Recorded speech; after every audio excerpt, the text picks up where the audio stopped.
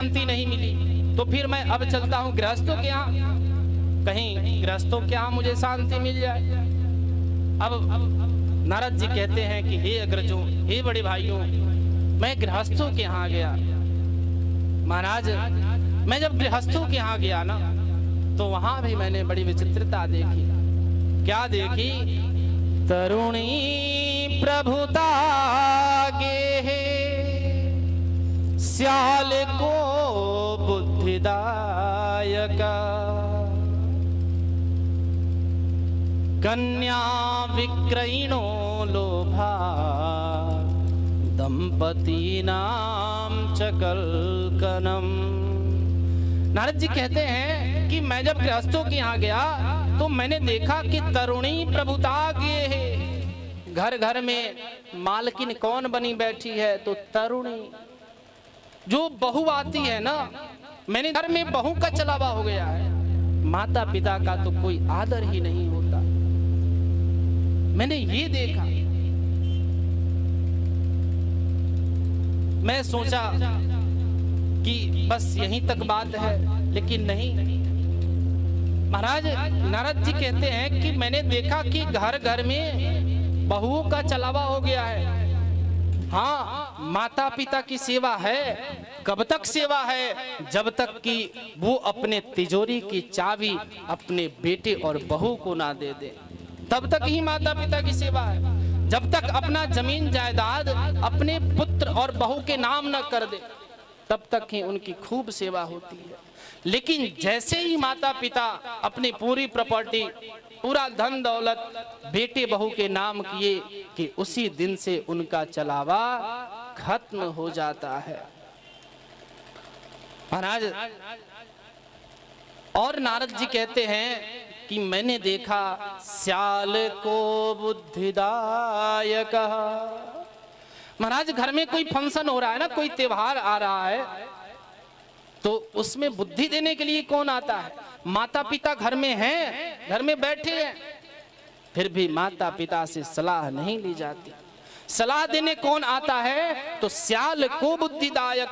साले साहब ससुराल से बुलाए जाते हैं, वो जो कहेंगे वह उत्तम है।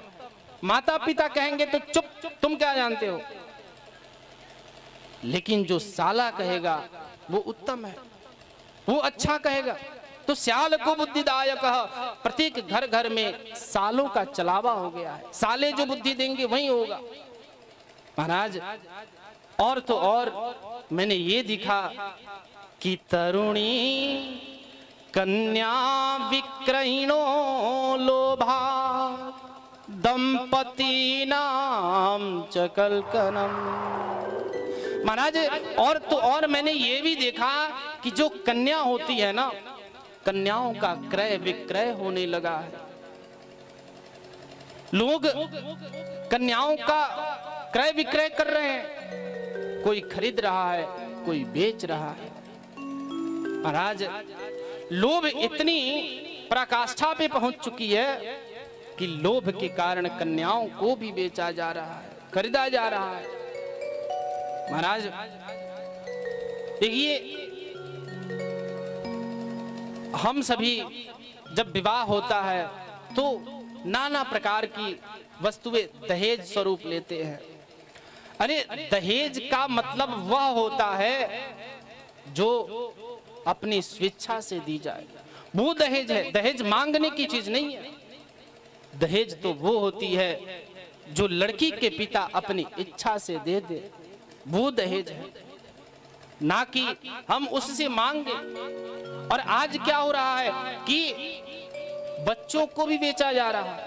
लड़के हमारे डॉक्टर हैं, अरे हमने 20 लाख रुपए लगाए हैं पढ़ाने के लिए, तो 20 लाख लगाए हैं, हम आपसे 30 लाख लेंगे ब्याज जोड़ के। भैया, पढ़ाए हो, डॉक्टर बना है, तो क्या जो पैसा आएगा लड़की वाले को दे दोगे? नहीं दोगे।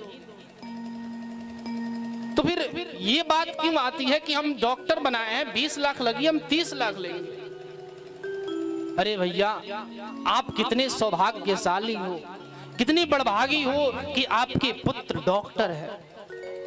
डॉक्टर है तो निश्चित रूप से आपके घर पैसों की कमी नहीं हो। फिर भी काहे को दूसरे आगे हाथ फैलाना। महाराज दहेज मांगने का मतलब दूसरों के आगे भिखारी बनना। मांगता कौन है? जो भिखारी होता है। आपके सामने कोई मांगने आएगा कि हमें 2 रोटी दे दो, हमें 2 रुपए दे दो, तो हम उसे क्या कहते हैं? भिखारी कहते हैं। लेकिन जो 20 लाख 30 लाख मांग रहा है वो तो सबसे बड़ा भिखारी है ना, कि वो इतनी ऊंची रुपए मांग रहा है। तो हमारे अंदर इतनी सामर्थ्य है कि हम अपने बेटे को पढ़ा लिखा के डॉक्टर बना सकते हैं, लेकिन क्या इतनी सामर्थ्य नहीं है कि बेटे की जो बहू आए तो हम दहेज कुछ ना मांगे? अरे महाराज, मांगने से जो व्यक्ति लड़की वाले से नहीं मांगता ना, उसकी सोच से ज्यादा वो दे देता है। तो मैंने ये, नारद जी कहते हैं कि दहेज का परंपरा है, लोग खरीद बिक्री कर रहे हैं, लेकिन इतना करने के बाद भी क्या हो रहा है? तो दंपति नाम चकल कनम, दंपति में हमेशा कलह मचा रहता है। महाराज, जो पति पत्नी है उनमें हमेशा कलह मचा रहता है।